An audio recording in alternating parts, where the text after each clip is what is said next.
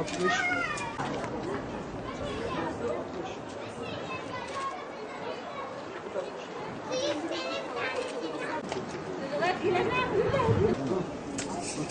Daha sonra tekrar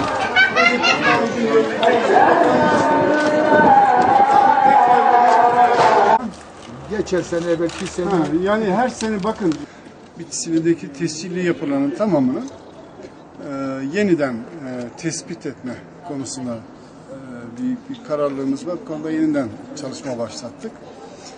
Bunu kısa sürede tespitini yapıp kurula sunacağız tabii ki. Aradaki değişikliklerin ne olduğunu, hangi binaların tehlike arz ettiğini, hangi binaların sağlam olduğunu, onarıma hangi binaların ihtiyaç duyduğunu bu arada tespitini gerçekleştireceğiz.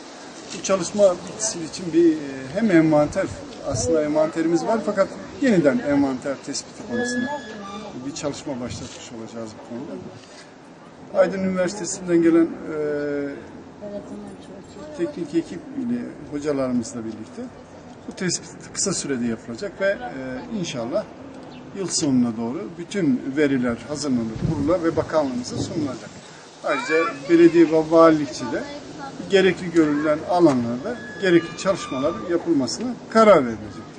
Şu anda yaptığımız çalışmalar bunlar. Şimdi hocalarımız tespit ediyor. Bir rakamsal olarak bir rakam vermeyin fakat hocalarımızın mesela bugün yaptığı çalışmada 6-7 tanesinin de tescillenmesine gerek duyduğunu söylediler bana.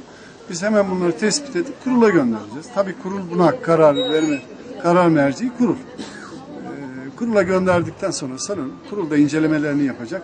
Tescile değerse bu eserlerimiz de tescillenecek. Şunu söyleyeyim, Bitlis'te hemen hemen kültür varlığı konusunda bilgisi olmayan insan yok diye biliyorum. Çünkü hemen hemen her ailenin bir tescilli evi veya sit alanında kalan bir yapısı mevcut. Onun için muhakkak bu konuda bir bilgi sahibi olmuştur.